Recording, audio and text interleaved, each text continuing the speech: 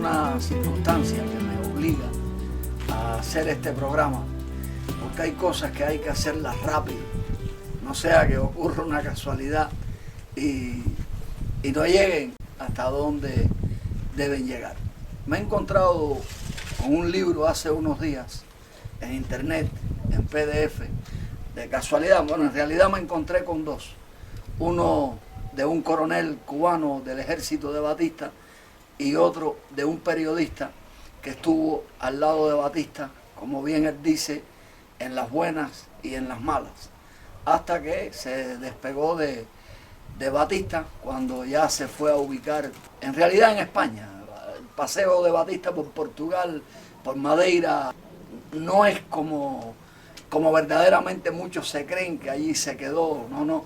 De hecho, no es casualidad que una de las bases de las mafias en Europa estén en Marbella, donde mismo murió Batista, donde tuvo negocios, que es un sitio que era un sitio muy feo, pero que el dinero ha convertido en lo que es hoy en día. No quiere decir que lo hiciera todo Batista, pero sí algo pudo tener que ver con eso. Mis amigos suramericanos, españoles, de otros lugares que puedan hablar español, que escuchan estos programas, deben saber que Batista para mí es el hombre más importante del mundo. Fíjense por qué. Porque los que sabemos que existe lo que se denomina como nuevo orden mundial, necesitamos pruebas. Y no hay prueba más grande en este mundo que Batista. Que en primer lugar, cómo le meten a Cuba un colombiano, como mismo a los alemanes le metieron un austriaco, pero siempre se ha dicho que Hitler era austriaco, no es como el caso de Batista. Además, escuchen su voz para que vuelvan a comprobar que verdaderamente nos estamos refiriendo a un colombiano. ¿Qué más importancia tiene Batista? Batista ha sido el eslabón perdido en esta cadena que tratamos de empatar, ¿no? Batista tiene importancia porque es una de las pruebas de la existencia de las manipulaciones, de cómo se manipula un país, de la injerencia de los Estados Unidos en la revolución cubana, que más bien no es injerencia, es que la hicieron ellos, y cómo se despistan estas cosas.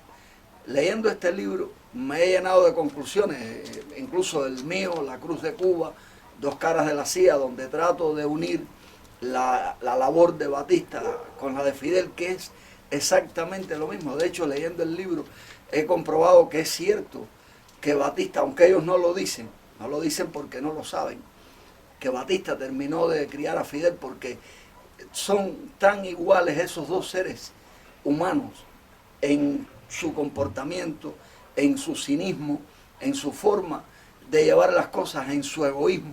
Son tan idénticos que solamente se puede comprender que uno terminó de criar al otro mientras le abría el camino para que creara el desastre que hoy tiene a los cubanos perdidos por el mundo. Entonces, para mí es el tipo más importante porque es una prueba de la existencia de las manipulaciones.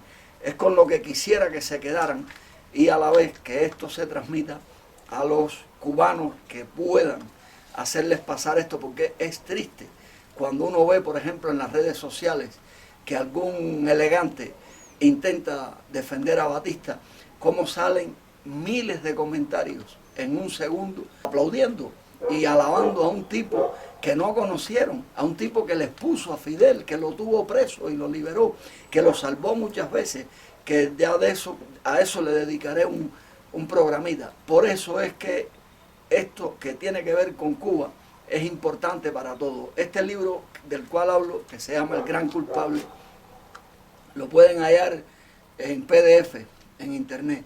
Lo hallé de casualidad, como el del coronel Florentino Rosell, que sigue es decir, también en este libro se habla del libro del coronel. Aquí se habla de cómo Batista desvió a las tropas constantemente, de cómo Batista, al saber de de la muerte de algún amigo, de alguno de sus hombres de confianza, cómo seguía comiendo opíparamente, como mismo ocurría a Fidel en la sierra. Es decir, una de las cosas que más me ha indignado es el saber que existan escritores que sean capaces de defender a Batista, de hacerle publicidad. Ojo, eso solo se puede hacer con dinero, porque es imposible. Eso es como quererle echar la culpa a los soviéticos de la revolución cubana tan lejos, y Cuba con una base de los Estados Unidos, que los soviéticos vinieran a hacerle una revolución comunista. Esas son cosas, señores, para escribir sobre esos temas hay que estar bien preparado, y para leer y creerlo hay que estar perdido o tener una necesidad de creer lo que nos dijo Fidel, porque es así. Fidel decía las cosas aplicando la psicología inversa. A veces él te decía lo que quería que no creyeras, pero que era lo cierto. Este libro lo recomiendo. Me atrevo a afirmar que es el mejor libro que he leído sobre la historia de Cuba. El canario nos tiene locos aquí ahora, vamos a ver. Bueno, este libro es lo más grande que se pueda leer si uno lo quiere interpretar, incluso entre líneas. Dejaré los datos aquí para que lo busquen. En esto hay que tener en cuenta una cosa. Todos estos hombres que escaparon al triunfo de la revolución y se fueron a los Estados Unidos estaban coaccionados. Es decir, ellos podían escribir, podían hablar, pero hasta un punto a la hora de implicar a los Estados Unidos. Los nombran en los libros, pero muy suavemente. Es decir, no pueden meterse en profundidad, pero se puede deducir lo que ocurre, como por ejemplo el periodista, uno de los 20 periodistas que subió a la Sierra Maestra, pues fueron 20, este hombre fue autorizado por Batista, es decir, de la casa de Batista salió el hombre para la Sierra Maestra. Me refiero a Matios, al que le hizo la publicidad a Fidel después en el New York Times. Es increíble cómo el general Cantillo era el mediador entre Batista y Fidel, es decir, por encima del verdadero jefe del ejército, que bueno, Batista figuraba como general. Incluso en un momento le regalan a Batista un uniforme el día de cumpleaños, le regalan un uniforme con los grados de general para que se lo pusiera y le hiciera frente a la situación existente en el país. Es alucinante todo lo que en ese libro se puede leer con respecto a Batista, y ya lo de Fidel, pues bueno, ya eso lo sabemos, pero cómo Batista le abre el camino a Fidel en todo momento, las veces que lo perdona, que hay más veces que se le escapan al periodista. Leyendo el libro se pueden deducir muchas cosas. La estancia de Batista en Dominicana, cómo fue atendido por Trujillo, las deudas de Batista con Trujillo, que no tengo dudas de que en realidad Batista fue a Dominicana a espiar a Trujillo. Eso fue una orden que tuvo, porque Trujillo, que era el dictador dominicano en aquel momento, ese sí era enemigo de Fidel. Mientras que toda América estaba apoyando a Fidel, ese hombre era enemigo de Fidel. ¿Cómo ese hombre le preparó un ejército de dominicanos para lanzarlo, para que volviera a Cuba?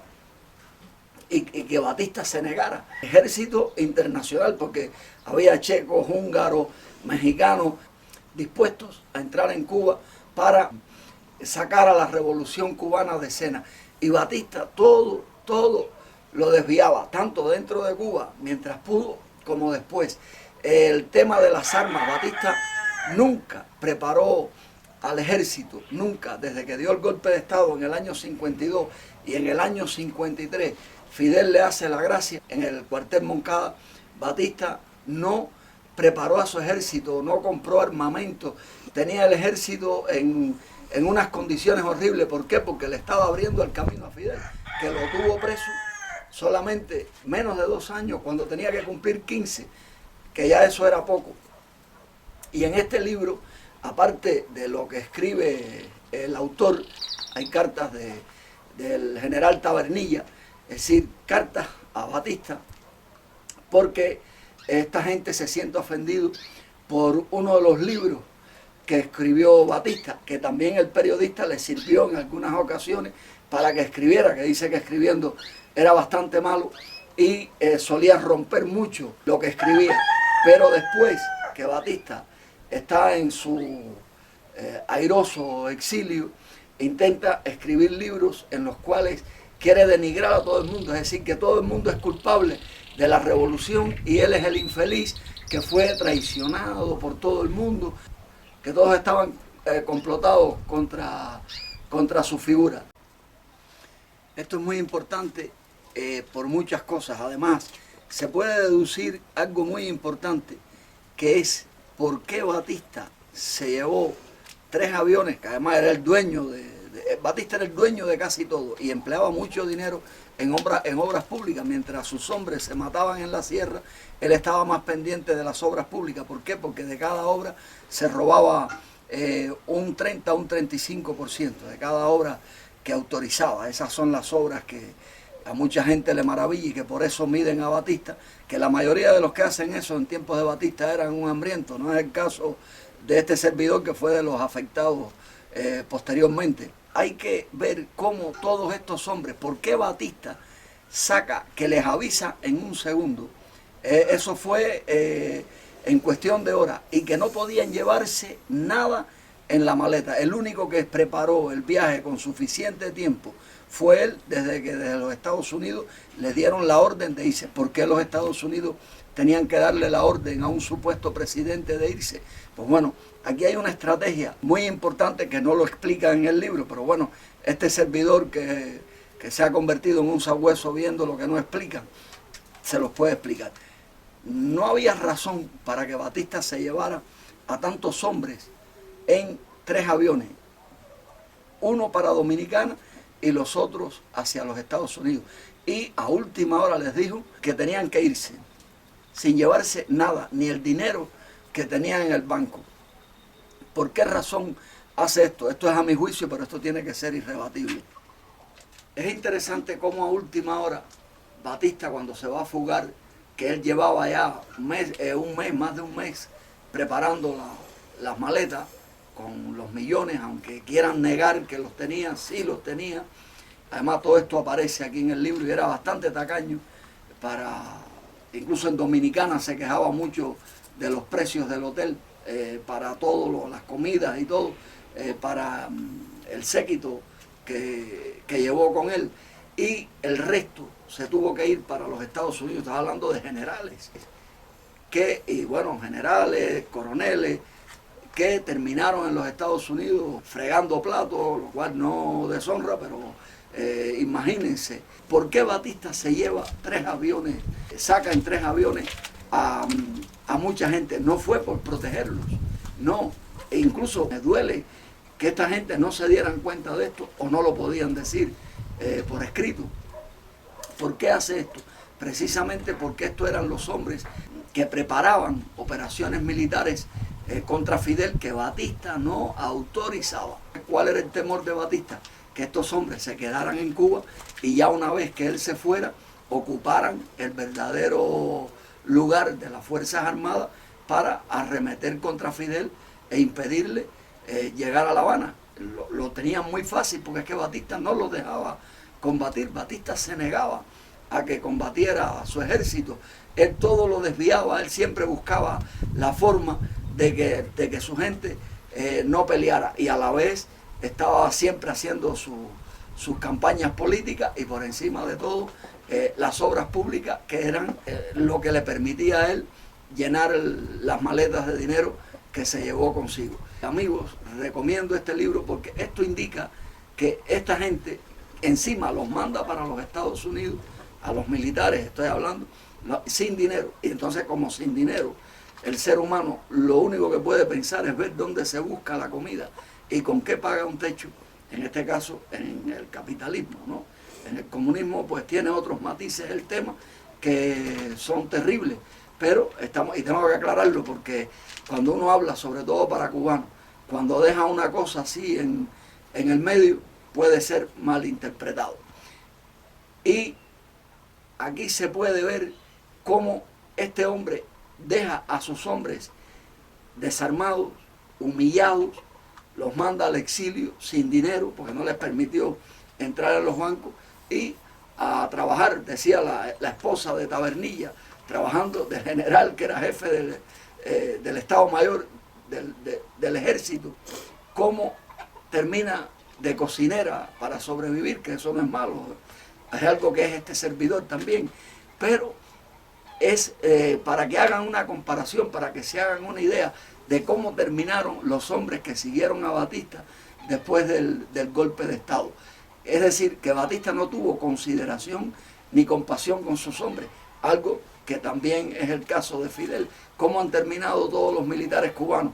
Bueno, la mayoría han terminado en los Estados Unidos y allí viven muy bien, protegidos incluso por haberle servido a esa revolución estadounidense, sus criaturas, todo. Hay piezas fuera de juego, pero no es el caso de todos. Recomiendo ver este libro, recomiendo que este libro se divulgue, su existencia.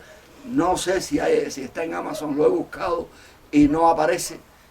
Igual es porque no soy ducho en esta materia de estar buscando por ahí las cosas, pero por lo menos el PDF, algún cubano con dignidad tuvo la paciencia de a cada una de las páginas hacerle fotos y ahí lo van a encontrar. Aquí les dejaré la forma de buscarlo. Y lo mismo el del coronel Rosell.